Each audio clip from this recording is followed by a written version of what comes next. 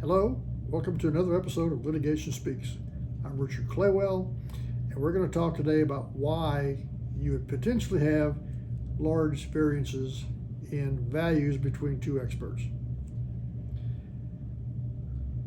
You would think that two valuation experts would be able to come up with a number that is really close. A lot of times that does not happen. So why does that not happen? One of the things to think about is the experience of the individuals that are doing the valuations. You've got someone that has minimal experience and someone that has a lot of experience can make a difference. That is recognized by the valuation credentials that they hold.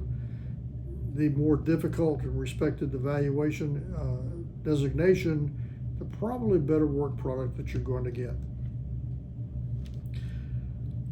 Some of the items that can cause the differences between the two experts is the difference in the information that's received by both experts. And we're going to talk a little bit about these topics as we go through here. The access to management, the difference in evaluation methodology that has been selected by either of the two experts, the inadequate normalizing of the financial statements, the different assumptions, and just making a mistake, which is going to happen. The difference in information is, in my viewpoint, critical. When you're involved in a litigation case, depending on what side of the engagement that you're on, you have access to management and you have access to all the documents. You can question somebody to get clarification on what's going on with this. If you're working for someone that is not in control of those documents, it gets to be more difficult. You have to take a lot of the information that you get with a grain of salt. It's very difficult sometimes to verify some of the answers that you're getting from them, so they become a suspect. They may not be able to answer information related to the financial statements and the non-financial statement information that you get. So it depends on what side of a case that you're on, as far as the different types of information you're going to get, and be honest, the quality of information. Access to management. When we do evaluation, we need to talk to management. Hopefully you'll be able to talk to the management that's in control of the company. And by control, I mean who is operating the company on a day-to-day basis.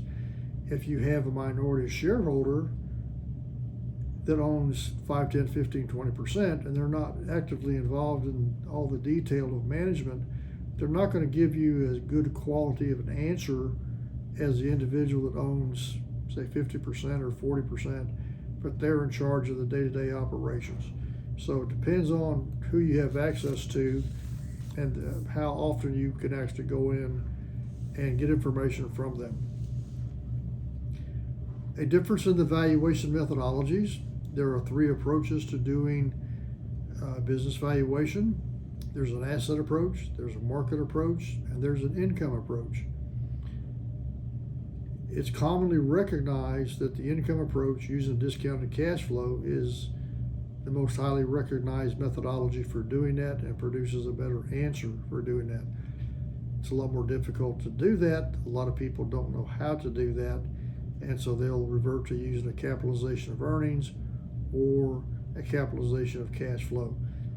You don't get as much detail, in my opinion, using those capitalization processes as you do if you use a discounted process. So that can have a major impact on the actual conclusion of value that you come up with. The inadequate normalization of the financial statements. Normalizing the financial statements means looking for the anomalies that are within the financial statements, and are those anomalies going to recur in the future?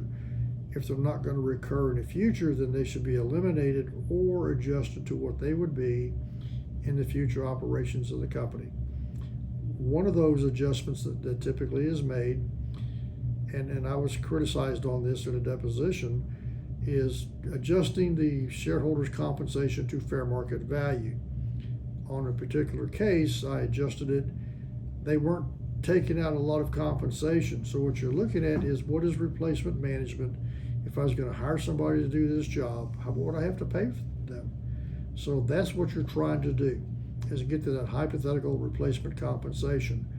And when I did that, we wound up showing more compensation should have been paid, i.e. if we're going to hire somebody, we have to pay them more.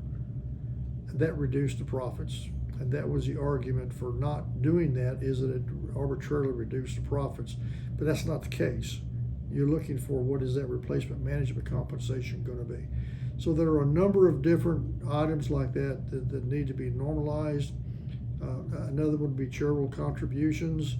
Let's say that you have your company make contributions to United Way, your church, or whoever it happens to be, and I'm in a different religion than you are, or the hypothetical buyer's in a different religion. They're not going to continue to make those contributions to United Way, just as an example, or to your church or whatever. So those items would come out, they're discretionary, and they really have nothing to do with operating the business. You want to look at the assumptions that are being made. There should be a section in the report for limiting conditions and assumptions. A lot of times they're combined, but the assumptions are important to take a look at to see what it is that they're doing. One of those assumptions that is critical is, what is the valuation date? If you use different valuation dates, then you have different measurements for the point in time that you're trying to determine the value on. I try to get, if we're involved early enough in the engagement, is to get both of the parties to agree that they're going to use a valuation date of whatever. And to me, it makes no difference what the valuation date is, but if you're valuing a company at June of a time period of a specific year, and you're doing it in December of the same year, there's a 6-month spread. There's a lot of things that could happen between those two time periods that could really impact the value of the company. So using the same date, I think, is really important. The appropriateness of the evaluation methodology is an assumption. Again, I made a comment a while ago why I believe that the discounted cash flow is superior to other methods. If you don't use that, then what's the justification for using actually the discounted cash flow? What's the justification for using the discounted earnings? What's the justification for using one of the capitalization models that you use if you're going to wind up using an income approach? The methodologies for forecasting. We need to project what we think the revenues and the profits are going to be in the future, and then get the present value of those today. Bring that back into today's dollars. What approach are you going to use to make that forecast? There are several different methodologies that you can use to do that. So in this particular case, which one is the most appropriate and why? So both sides of the case would need to justify why their methodology is the most appropriate, why their forecasting methodology is the most appropriate one to use. We want to look at the normalizing entries, not just the compensation, but the discretionary expenses that's happening with the company. We want to take a look at those and make sure that all those are being done. If we have discontinued operations, we stop doing something, then we would want to take that into consideration. If we've added a new product line, we want to take that into consideration. So there's a lot of factors that go into what this is. There's just some plain mistakes. One of those mistakes is using a market approach, and when you do, you have transaction databases. The information for those different databases is gathered differently and reported differently. So if you go out there and you take the 3 or 4 data sets that we have and you combine all those to come up with one number, technically that's incorrect, because the data is being reported differently and you're not really 100% sure on how that data was accumulated. We want to use information that's known or knowable as of the valuation date. If it was not known or knowable on the valuation date, it's irrelevant to the valuation. So sometimes people will go out and use information that was not known or knowable and bring it into the report because it helps their side of the case. The limiting conditions should be listed, so you want to take a look at that and the assumptions and make sure that that's all included. It gives you some idea of what's going on. It gives you the mindset of what the valuation expert is really trying to do.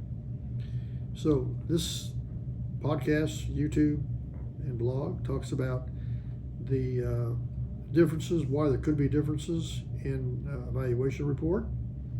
I appreciate you watching. Be sure to subscribe. You can see some of the other topics we've talked about and be informed of what we're going to be talking about in the future. Appreciate your time. Thank you very much.